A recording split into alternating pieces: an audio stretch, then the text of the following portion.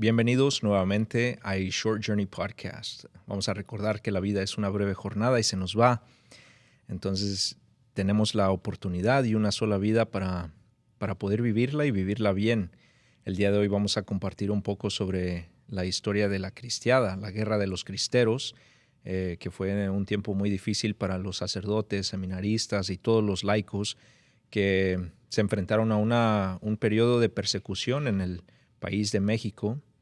Actualmente pues han batallado también otros países, pero en esta guerra pues le conocen como la guerra desconocida porque nadie conocía sobre ella y nadie sabía qué estaba pasando.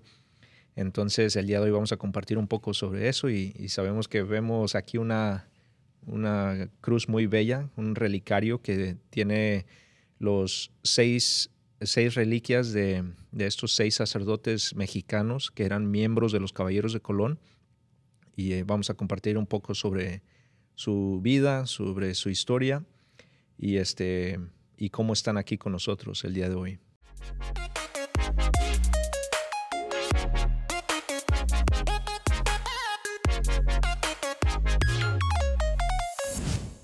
Bueno, ¿cómo están todos aquí de nuevo con ustedes? Mi nombre es Miguel, soy mexicano y tengo el privilegio de estar aquí ante estas reliquias hoy para aprender y platicar de ellas, que son unos de los santos mexicanos. Entonces, gracias, Antonio, por invitarme en esa plataforma para tener ese hermoso privilegio.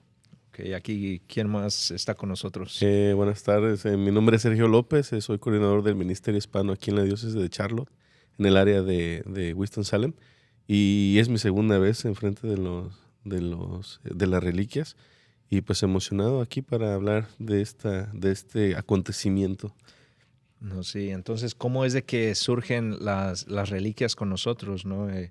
Las reliquias en sí, desde el 2005 empiezan la peregrinación a través de todo Estados Unidos y México, y pues este año pues está nuevamente surgiendo una nueva peregrinación alrededor de los Estados Unidos, y tenemos el privilegio y el honor de recibirlas aquí en el estado de Carolina del Norte. Estuvimos viajando ya por como una semana y media y continúan por otra semana y media en la diócesis de Charlotte. Entonces, es un honor poder tener las reliquias, así como dijo Miguel, ¿no? Mexicanas, reliquias de santos mexicanos. Primero, bueno, yo soy de Guanajuato. ¿De dónde son ustedes? Soy de Tamaulipas. Tamaulipas, sí. Yo soy del estado de San Luis Potosí. Entonces, los tres sí, somos vecinos. Mexicano, puro tigre. Puro paisano, ¿no?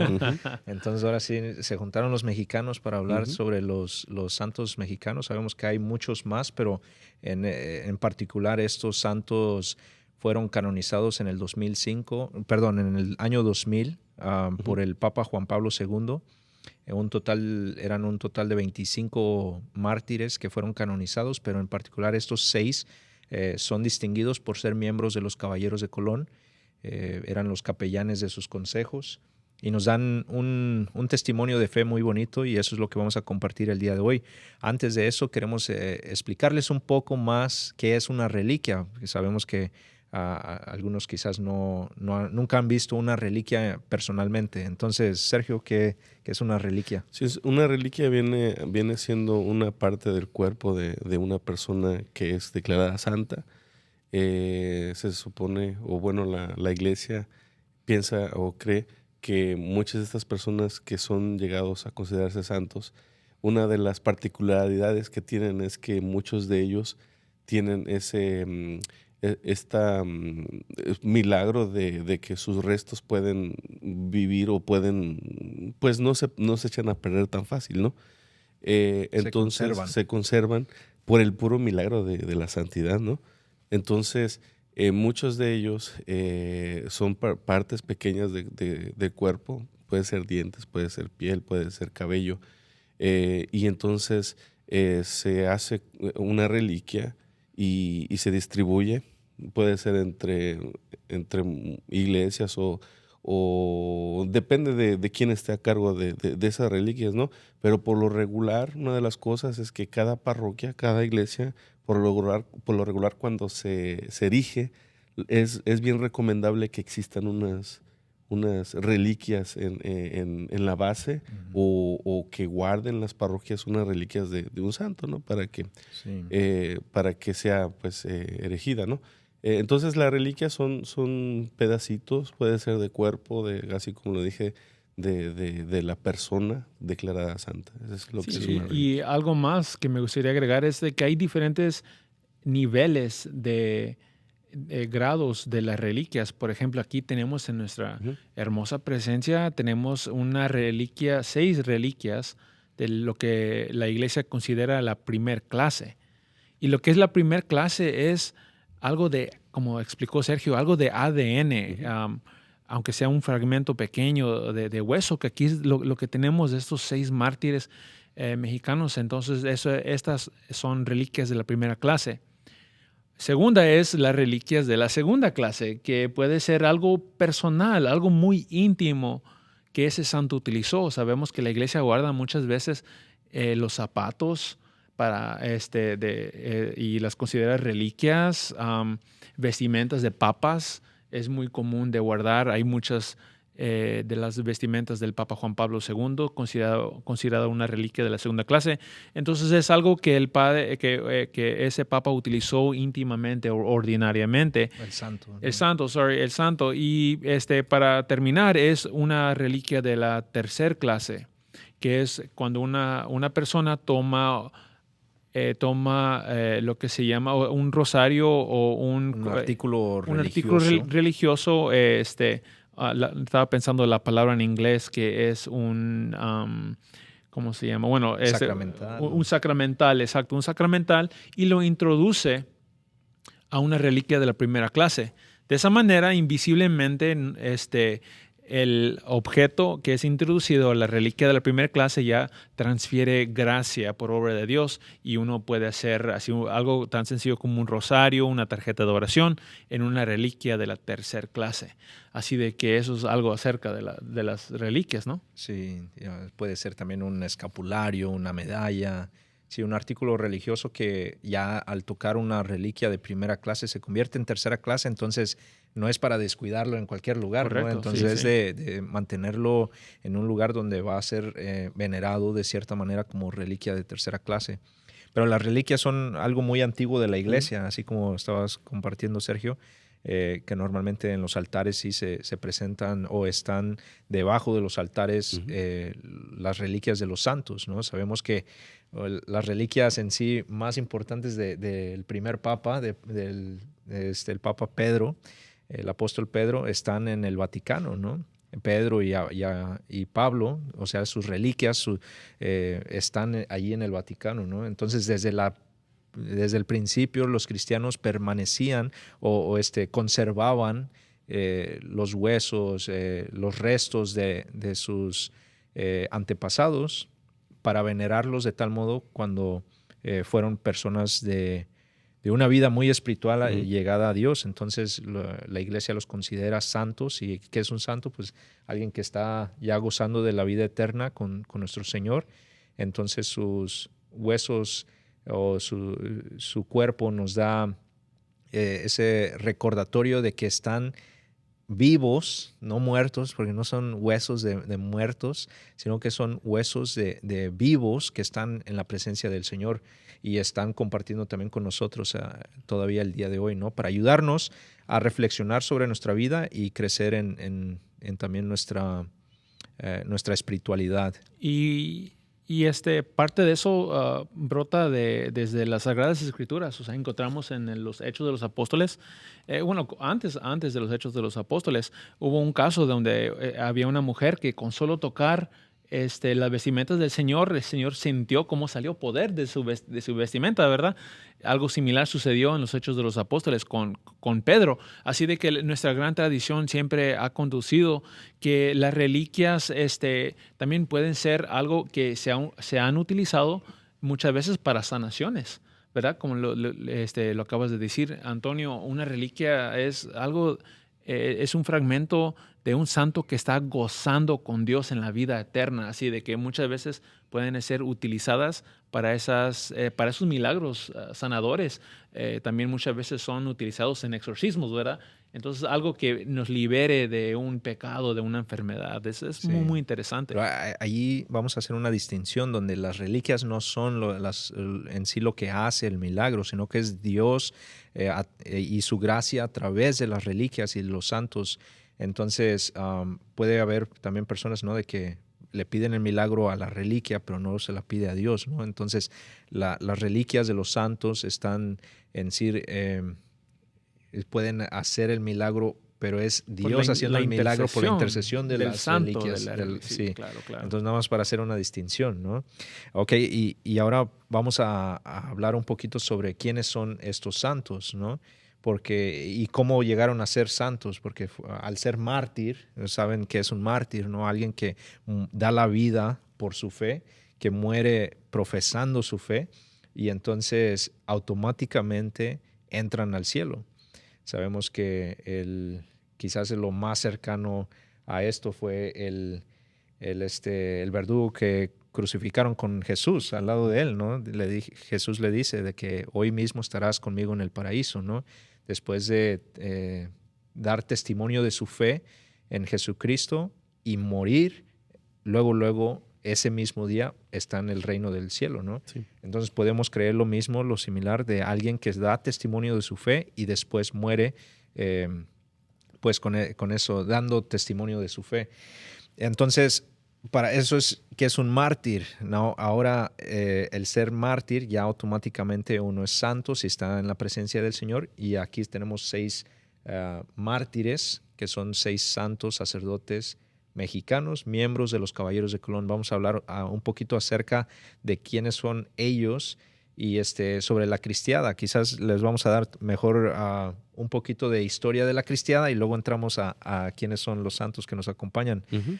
Un poquito de historia. Sí, primero que nada, todo sucede por un conflicto. En 1917 nace la Constitución de México, como la conocemos el día de hoy. Y esta Constitución estaba muy, muy en contra de la religión católica. Tenemos un presidente que casi todos los presidentes a partir desde entonces, después de la Revolución, son abiertamente masónicos, ¿no? Entonces, ellos tenían una agenda, como hoy se escucha mucho las agendas, ellos tenían una agenda en contra de la iglesia y publicaron un artículo. El artículo, más bien la Iglesia Católica rechazó algunos artículos de la Constitución del 17 y pidió a sus fieles que pues no obedecieran a estos presidentes, el presidente Carranza y el presidente Obregón. El artículo 130 que prohibía el culto externo como las procesiones y no reconocía derechos políticos de los sacerdotes. Por tal motivo la iglesia se ve obligada a detener las misas, a detener la práctica religiosa, y el pueblo se enoja. El pueblo se enoja y entonces se levantan en armas. Durante la historia de México, a este conflicto religioso, de por sí ya tiene una tendencia con una agenda anticlerical, antiiglesia, y la llaman la guerra cristera. Cuando en realidad nosotros sabemos hoy en día que fue una defensa de nuestra religión y de nuestra religiosidad. Entonces, de pronto no hay otro nombre al ponerle o otro nombre cómo nombrarla, pero fue una defensa religiosa, una defensa que los mexicanos en ese entonces hicieron, y que hoy en día podemos ver esta película a la cual sabiamente le llamaron la cristiada, ¿no? Entonces, fue un acto totalmente en contra de la iglesia desde el 17. La guerra comienza después del 25. Y le estaba comentando a Miguel que precisamente este año entramos en el 26, y en el cual estamos celebrando el centenario de este conflicto o de esta defensa, y que es una bendición tener a las reliquias de estos santos hoy en esta noche, porque qué maravilla de iniciar el año con esto, ¿no? El año 26, en el centenario de la defensa cristera. Entonces, ese fue el comienzo de esta guerra. Sí, ya en el 1926 es cuando ya comienza un poquito más ya física la batalla, donde se levantan en armas y empiezan el presidente Calles es el que ya autoriza que todos los sacerdotes extranjeros, seminaristas, personas que no eran de descendencia mexicana, que salieran del país, porque no quería a extranjeros dentro de México para tener influencia política, ¿no? Llamaba a los católicos fanáticos, que como que tenían mucho poder los obispos en cuestiones políticas, y entonces surge como que esta batalla entre lo político relacionado con la religión. Sabemos que nuestra religión no puede no ser parte de nuestra vida política, porque eso tenemos que tener la fe hasta el tuétano de los huesos, ¿no? Y entonces así surge un poquito más de problema. Y Antonio, o sea, estamos hablando de una época hace 100 años en donde los hombres estuvieron dispuestos a morir por Jesucristo. O sea, ¿qué piensas de hoy? O sea, antes de entrar y conocer esos 6, pero ¿qué piensan de hoy? ¿Ustedes creen que hoy en día existe ese amor hacia Jesús y que podría ser que los hombres entreguen eso? Antes de llegar a esa parte, a mí me gustaría tocar la cuestión de que en el país acaban de surgir o acaban de salir de la revolución. Entonces, de 1910 a 1917, que fue que terminó, había esta desconformidad. Una de las cosas o una de las cuestiones que la gente se levantó en armas es porque era lo que conocía. Claro que no estoy demeritando la fe, ¿no? Porque la fe de los mexicanos pues siempre ha sido pues arraigada, ¿no? Especialmente yo que crecí en México, se podía percibir de una forma distinta, ¿no? Pero pienso que el hecho de que hayan salido de la revolución, de que muchos conocieron la revolución, eso dio un indicio para seguir peleando. Incluso en la película nos cuentan de cómo el general, uno de estos generales, no sé si era ficticio o no, pero él era general de la revolución. Sí. Sí. Entonces, esa misma cuestión de que ellos no solamente conocían eso, pudo haber ayudado, pudo haber motivado a la gente para no tener miedo, ¿no? Sí. Porque era lo que conocían. Ya habían acabado con una y luego entran a otra. Exactamente. Estamos hablando de, por ejemplo, me traje el libro de la historia de México, la reconstrucción después de la revolución. El país se está estableciendo y llega al poder Plutarco Elías Calles, comienzan los conflictos y viene la guerra cristera. Sí, porque, y si reflexionamos todavía antes de eso, en 1532, cuando aparece Nuestra Señora en México, convierte millones de mexicanos a la fe católica. Sí. Entonces tenemos a Nuestra Señora en el cerro de Tepeyac, ¿no? Y luego se establece en sí el país de México como un país mexicano. Mariano católico. Y entonces ya nuevamente, vamos a decir, casi 400 años después, surge esto que es un ataque contra la Iglesia Católica, que vino a introducir quizás los españoles, pero también María confirmó la fe católica. No, y entonces, es bien curioso porque en los dos conflictos grandes, tanto en 1810, 910. En 1810, en la independencia, la figura es la Virgen, con Miguel Hidalgo, ¿no? ¿Se recuerdan? Sí. Y en 1910, después de la guerra cristera, la figura son los cristeros, la figura es la Virgen. Entonces, contestando a tu pregunta, Miguel, yo siento que muchas de las cosas también que hoy enfrentamos en ese carácter, en esa fuerza de voluntad, sí lo veo difícil, ¿no? Pero honestamente, en esos tiempos, toda esta corriente de guerra o de cosas que estaban pasando sí pudo ayudar para que la gente se motivara.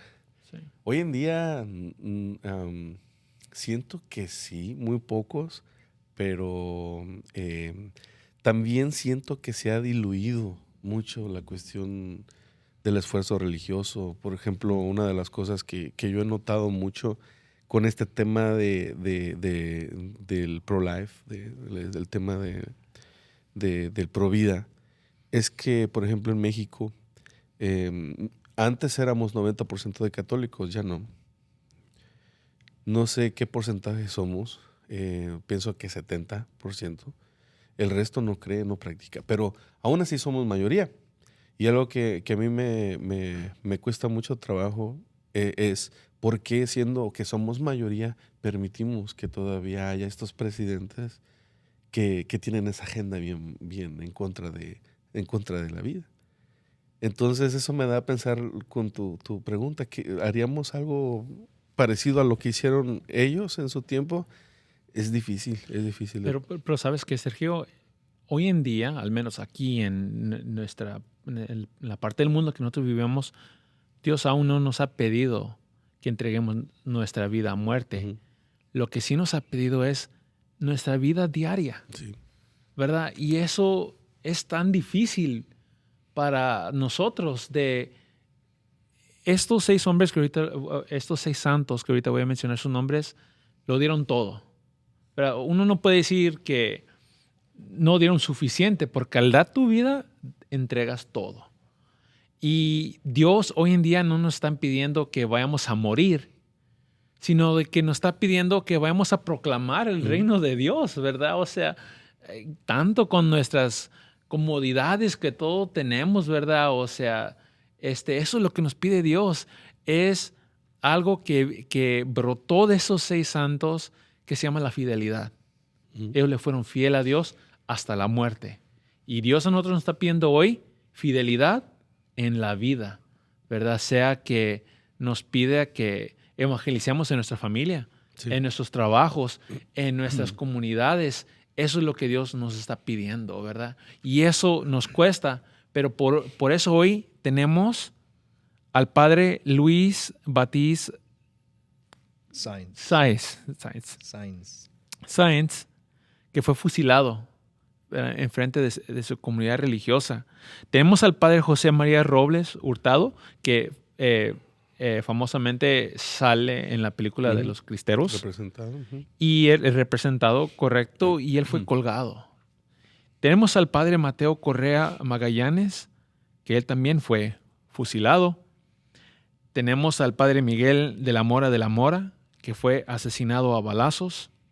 Y tenemos al padre Pedro de Jesús Maldonado, que él murió de sus heridas. Y Antonio, tú me habías dicho que querías hablar sobre el padre Rodrigo Aguilar Alemán, ¿verdad? Sí, para poder entender en sí qué es lo que sufrieron estos mártires y estos cristeros en este tiempo. O sea, es algo que quizás vemos, sí, pelearon, pero ¿cómo es de que murieron? No sé si han visto la película que habías mencionado, Sergio, La Cristiada, en inglés For Greater Glory. Esta película da, o sea, como que una visualización a esta guerra muy explícita, pero literal, ¿no? De qué es lo que pasaba. Entonces, bueno, la manera en cómo murieron estos 6 mártires y todos los demás fue algo muy brutal, pero en particular, pues el padre Rodrigo Aguilar Alemán, que es una de las reliquias que está aquí con nosotros. Entonces, él ya lo habían estado tratando de capturar porque era sacerdote, y entonces cuando lo encuentran, le preguntan que quién era, y él contesta: soy sacerdote. Lo apresaron en una madrugada del día 28 de 1927, en octubre de 1927, y lo llevaron a una plaza para ahorcarlo, y bajo el árbol del mango del que lo colgarían, bendijo la soga, perdonó a sus verdugos y regaló su rosario a uno de ellos. Y entonces los federales ahí que lo iban a fusilar, poniéndolo a prueba, uno ofreció no colgarlos y gritaba: «Viva el supremo gobierno», donde él contesta: «Viva Cristo Rey y Santa María de Guadalupe». Tiraron de la soga suspendiéndolo en el aire, y al bajarlo le pregunta nuevamente: «¿Quién vive?». Y él responde: «Cristo Rey y Santa María de Guadalupe».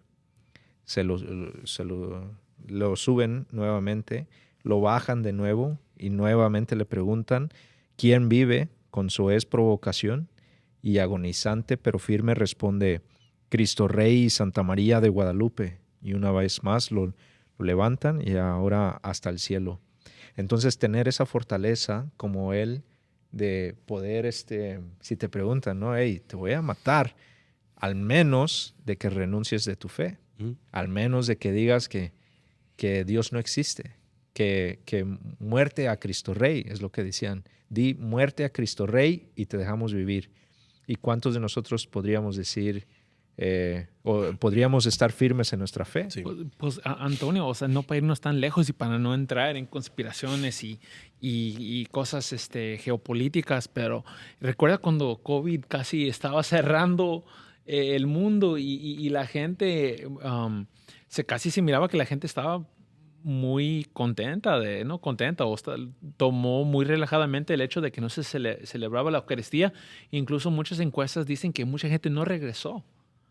O sea, encontraron una excusa para decir: ya no voy a vivir mi fe. Y estos mártires santos, ellos dijeron: no, o sea, en lo más difícil no me van a matar, yo les voy a dar mi vida. Sí. ¿Verdad? Eso es algo bello que para mí habla de las virtudes de ellos, ¿verdad? Una virtud es un hábito de excelencia moral. Y una de las virtudes es la fortaleza. Es de no renunciar, ¿verdad? De tener esa fuerza de decir: yo me voy y me voy con mi Señor, porque me voy con mi Señor, ¿verdad? Y entonces para mí es algo muy especial.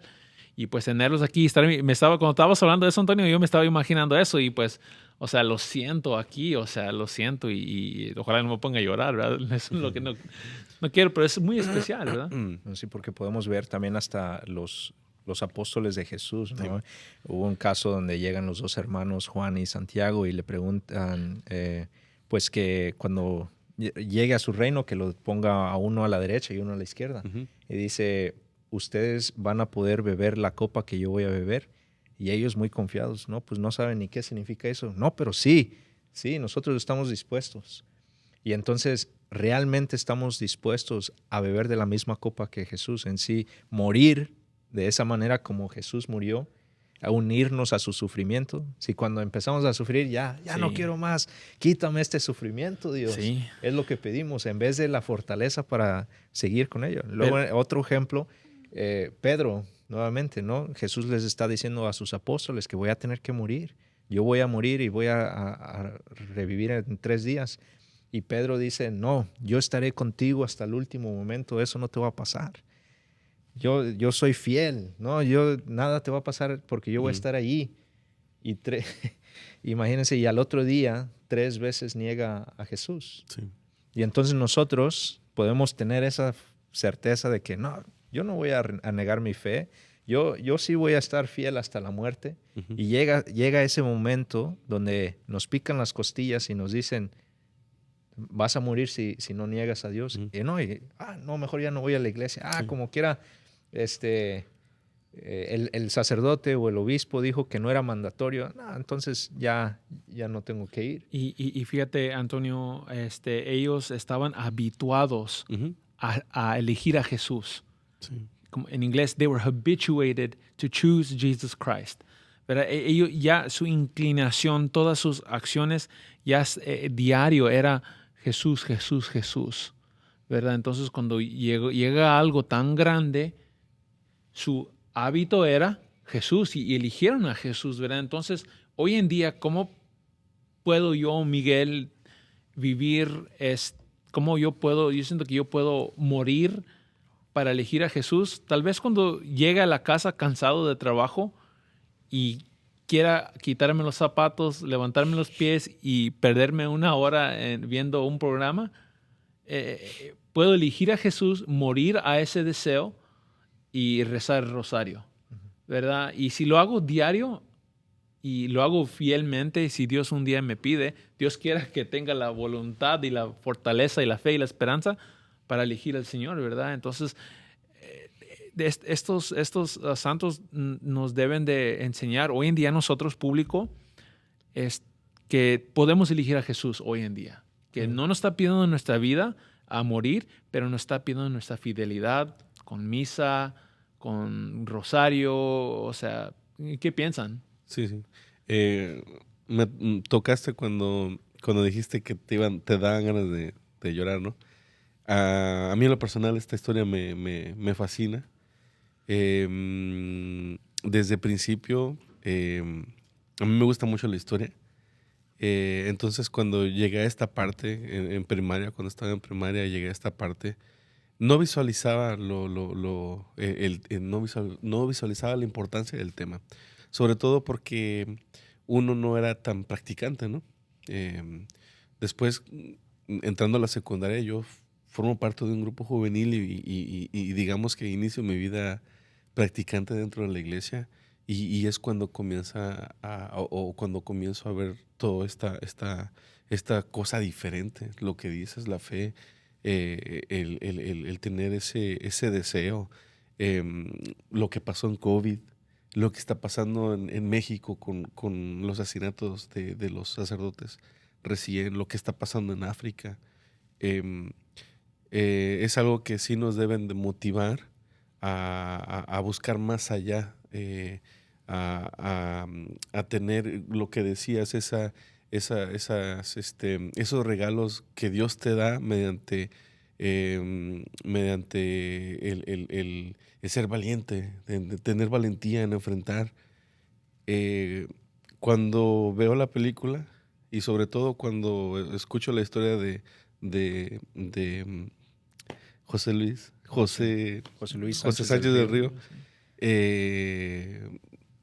no sé si ustedes lo hicieron, pero a mí me hizo llorar esa película. Sí. Y tuve la suerte, la bendición de verla en el cine. Y la vimos aquí en los Estados Unidos y fue algo fue algo yo recuerdo que la miré yo cuando la llevaste tú a Divino Redentor, era parte cuando era mi catequista. Sí. Recuerdo esa. Y fíjate, uno de los quotes de Santo José fue que le preguntaron, o sea, ¿realmente lo vas a hacer? Y él dijo, o sea, en otras palabras, duh.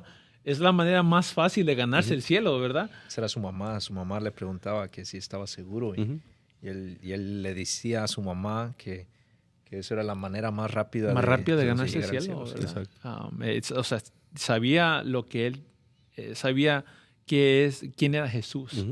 Y porque sabía quién era Jesús, estaba seguro de que no había otra respuesta más que elegirlo a él nuevamente para estar con él eternamente. No, sí. Y luego si reflexionamos también en la fortaleza de la mamá, del papá de José Sánchez del Río. O sea, estar dispuesto a entregar a tu hijo al mandato de Dios. Dios estaba llamando a José Sánchez del Río, como lo hizo con estos sacerdotes y todos los mártires en ese tiempo. Dios te está llamando y ¿cómo vas a contestar tú? Y luego, ¿cómo va a contestar uno si Dios le está llamando a tu hijo, a tu hija, a dar la vida por Cristo? No.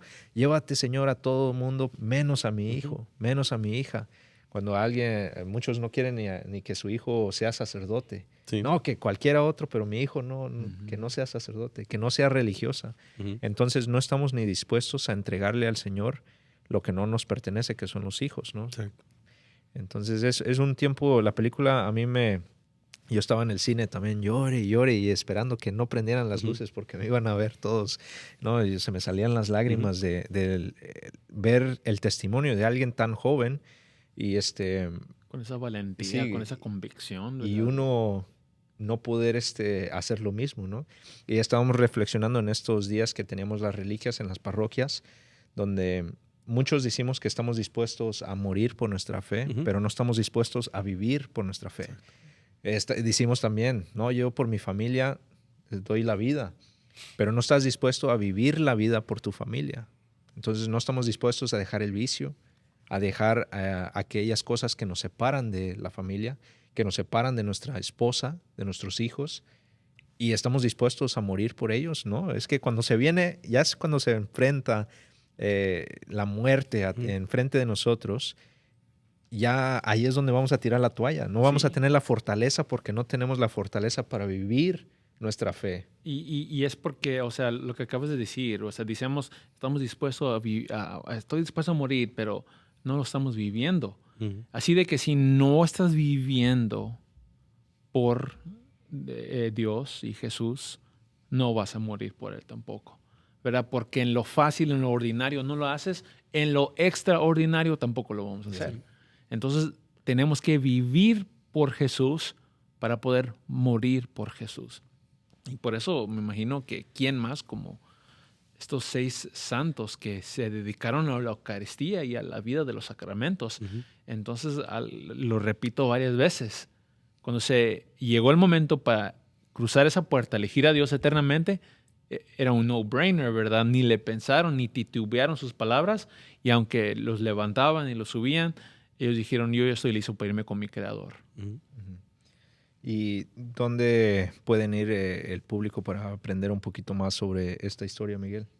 Bueno, pues comenzando con los Caballeros de Colón, al menos acerca de estos 6 santos que en sí, en el día de hoy, en el día que estamos grabando esa publicación, son los únicos santos de los Caballeros de Colón. Y son mexicanos, o sea, de los 140 años que ha existido esta orden, el fundador es un beato y pronto será santo, esperemos en Dios y nuestras peticiones. Pero por el momento, para conocer más de la cristandad y acerca de estos sacerdotes, ir y conocer de los Caballeros de Colón, porque hoy en día tenemos estas reliquias, porque ahorita estamos en una reunión del Estado de los Caballeros de Colón, así de que esta es una manera en que uno puede conocer sobre estos santos a través de esta orden, ir a Caballeros de Colón, nomás de buscar a Caballeros de Colón en Google y buscar mártires, ahí pueden encontrar unas novenas, pueden encontrar breves biografías acerca de quién eran ellos. Entonces eso es lo que recomendaría yo. Sí, les vamos a dejar aquí el link, el enlace para que puedan buscar más información. Me gustaría agregar un poquito acerca de la historia y hablando de los Caballeros de Colón. Precisamente mientras está la presidencia del presidente Calles, está el presidente Wilson en Estados Unidos. Y una de las razones por la que el conflicto terminó fue porque en Washington estaban recibiendo una presión bastante fuerte gracias a los Caballeros de Colón con el presidente Wilson para que la guerra se detuviera en México. Entonces mucho se le debe al movimiento para que el presidente pudiera hacer algo y hiciera algo con lo que estaba pasando en México. Y fueron los mismos Caballeros de Colón quienes movieron, quienes platicaron, quienes fueron a buscar al presidente Wilson para que platicara, para que convenciera al presidente Calles que dejaran este conflicto. Sí. Este conflicto duró 3 años. Entonces, muchos campesinos se rebelaron en varios estados del centro y del occidente de la República y la guerra duró 3 años. En junio del 29 se hicieron arreglos entre el gobierno y la iglesia y la paz se restableció. De hincapié otra vez nuevamente, si no hubiera existido si no se hubieran metido los Caballeros de Colón en Washington, posiblemente hubiera durado más. Sí. Y algo nada más para recapitular es la zona que se me hace bien interesante de lo que fue el conflicto. Guanajuato,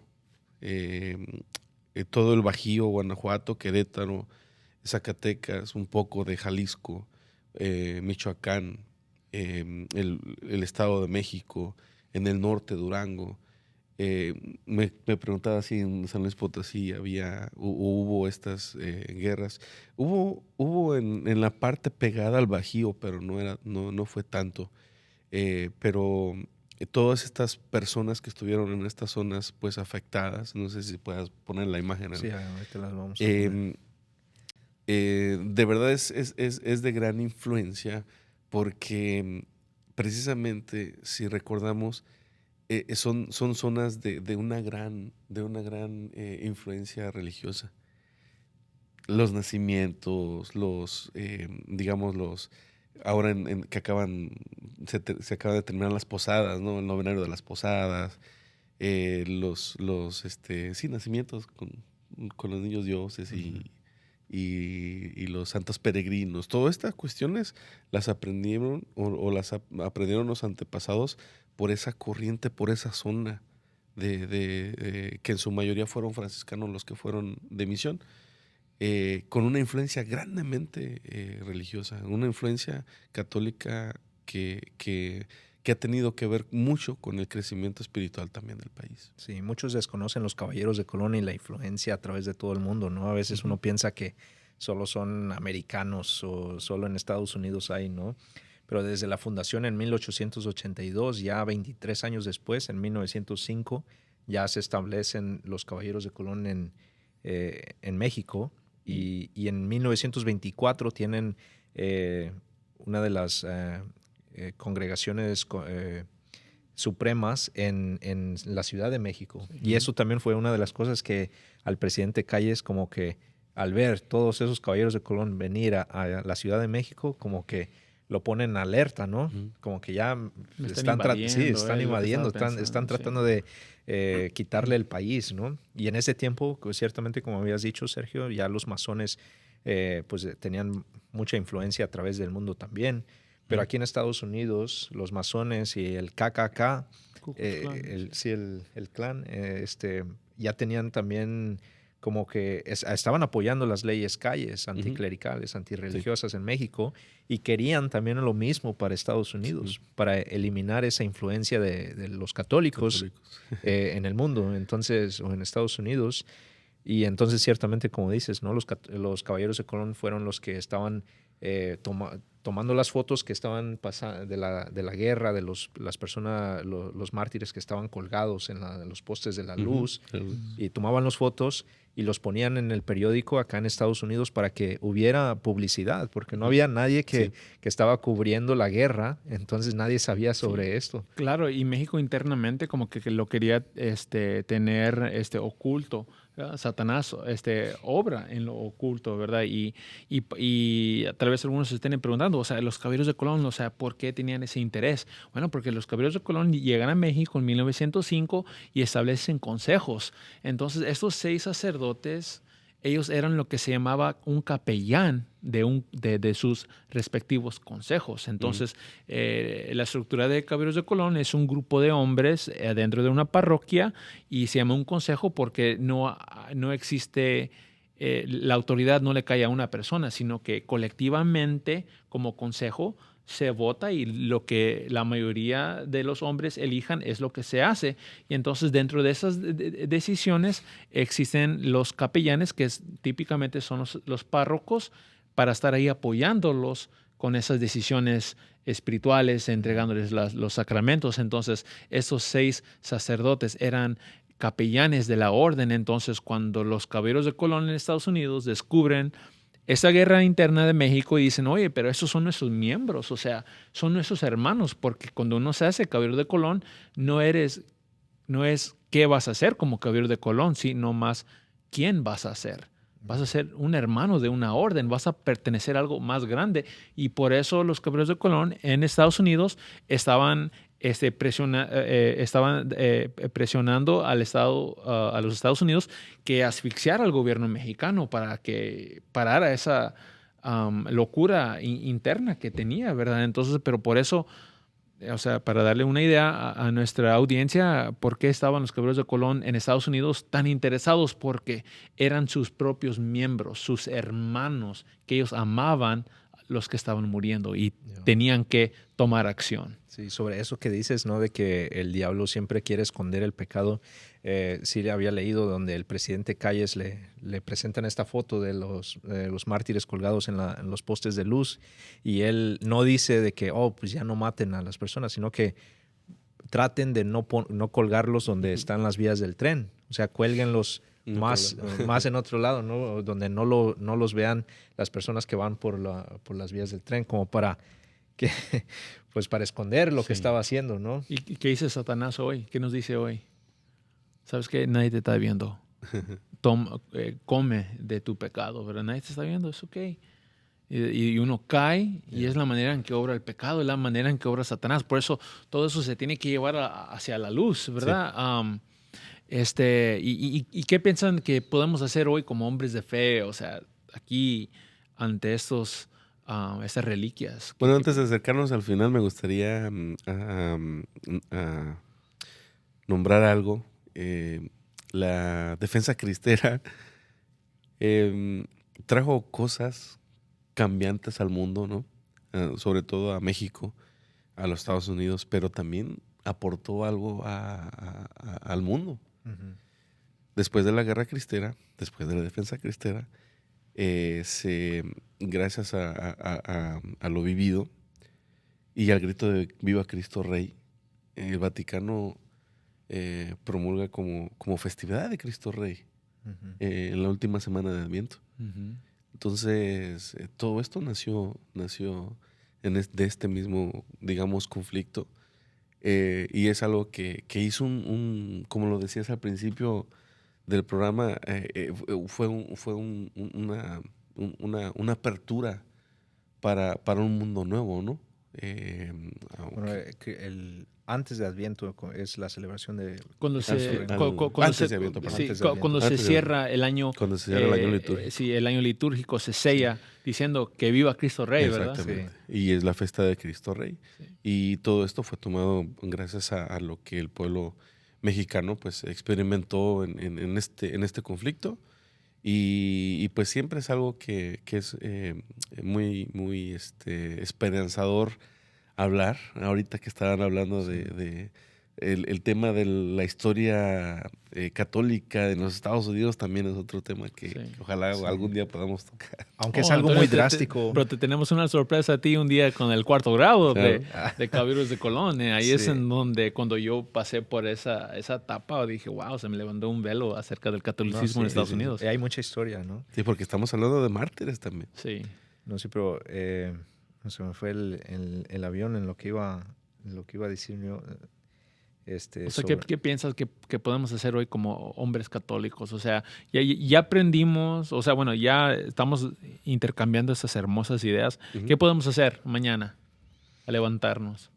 Pues yo creo que todos los días tenemos que dar testimonios, pero testimonio de nuestra fe. Lo primero es formarse, ¿no? Uno no puede ir a la guerra sin ir al entrenamiento, ¿no? Entonces, ¿cómo podemos pelear en la guerra literal, no física, si no tenemos armas, si no tenemos nuestro escudo, vamos a decir, nuestra espada, nuestro casco, no estamos preparados, formados en cómo pelear y ya queremos andar allá en la primera fila, ¿no? Tenemos que formarnos más que nada en nuestra fe para poder defender la fe también. Yo le invito a todos los hombres, ¿no? De que seamos hombres de fe. En México muchos hombres, aún en este tiempo, sí iban a misa, pero defendían la fe más porque es algo que me inculcaron mi mamá, mi abuela, mi esposa, mis niños, mis hijas son las que quieren practicar la fe, entonces yo voy a ir a pelear. No, pero tenemos que ir a pelear porque es fe nuestra, ¿no? Entonces, nosotros como hombres, como padres, tenemos que imitar a San José. Y yo creo que tenemos que tener esa imagen de los mártires que nos dan buen ejemplo, sí, pero San José que nos está guiando a una vida de entrega, a una vida de virtud, para poder estar, ya cuando se nos presente esa posibilidad de entregar nuestra vida o esa dificultad, tener una vida de virtud para poder enfrentarnos contra esa batalla y contra esta, vamos a decir, esta decisión a morir por nuestra fe. Uh-huh. Me gustó mucho hace rato cuando estábamos compartiendo la comida, la frase que dijiste, porque no recuerdo muy bien una jornada. O la vida es una breve jornada. Sí, la vida es una breve jornada. Memento mori. O sea, recordar que siempre... O tempus fugit. Tempus fugit, memento mori. Ajá, exactamente. El tiempo vuela, recuerda tu muerte. Y esa pienso que es lo que podemos hacer. Siempre acordarnos de que el tiempo va a pasar y que el tiempo va a llegar, pero nosotros como católicos practicantes tenemos que reconocer hacia dónde vamos a ir después de que moramos. Porque no podemos dudar. No podemos, en ese momento no podemos decir, ¿qué hice? Cuando tuvimos todo un tiempo. Entonces, me gusta esa frase para primero enfocarnos y entonces con nuestros frutos en la mesa decía, no, es que los frutos son importantes, que tú te conviertas en un mentor, pero que sean tus frutos los que hablan por ti. Entonces, creo que particularmente pienso que eso es lo que tenemos que hacer. De nuevo la frase. Tempus fugit, memento mori. Y eso es nuestro lema de Caballeros de Colón. Time flies, remember death, para aquellos que... El tiempo vuela, recuerda la muerte. Sí. Miguel, ¿qué podemos hacer? Decir que viva Cristo Rey. Que viva. Que viva. Que viva la Virgen de Guadalupe. Que viva. Que viva México. Que viva. Que viva. No, sí, entonces muchas gracias por estar pues acompañarnos en esta historia de la cristiada. Sé que hay mucho que no cubrimos y hay mucho que también hace falta que hablar, porque sé que estábamos brincando bueno, en cuestiones de la historia, brincamos de año a año y regresamos, pero tampoco somos maestros de historia. Pero sí entendemos un poquito, y hay mucho, hay mucho que cubrir sobre esta historia y sobre esta guerra. Si tienen alguna pregunta, pues nos la pueden hacer en los comentarios. Vamos a tratar de responderla. Aparte de eso, pues sí les recomendamos ver el enlace donde les vamos a dejar aquí en el video para que vean un poquito más sobre las historias o ya la vida y cómo murieron cada uno de estos mártires. También le vamos a poner el título de la película, La Cristiada, en inglés, For Greater Glory. Se la recomendamos 100%. Es una película que la puede ver toda la familia. Y te voy a interrumpir y pon el vínculo de únete a los Caballeros de Colón. O sea, esos hombres, estos santos sacerdotes eran parte de una organización cual nosotros podemos ser parte. Entonces, parte de nuestra fe católica es que sabemos que tenemos santos que interceden por nosotros. Entonces, únete a un equipo en donde ya tienen santos que están intercediendo por los miembros de su orden. O sea, talk about un cheat code, ¿verdad? Tener un hack. Sí. Entonces, y luego de Colón. Vamos a decir, a veces uno escucha sobre esta historia y dice, no, si yo estuviera en ese tiempo, yo iría a la guerra. Bueno, únete a la guerra espiritual y como caballeros no de cortesía, sino que de guerra, un caballero de Colón, por Cristóbal Colón, que facilitó la entrada de la fe a la nueva tierra. Entonces nosotros ahora tenemos que ser caballeros de la guerra espiritual y de Colón para colonizar la buena nueva al mundo entero, ¿no? Tema para otro día. Sí. Entonces muchas gracias. Aquí estamos en la presencia de las reliquias. Les pedimos a Dios, y a través de la intercesión de estas reliquias que ustedes ven en pantalla, que nos concedan nuestras peticiones en el fondo de nuestro corazón. Y hasta la próxima. ¿Okay? Pase bien. Viva Cristo Rey. Viva Cristo Rey.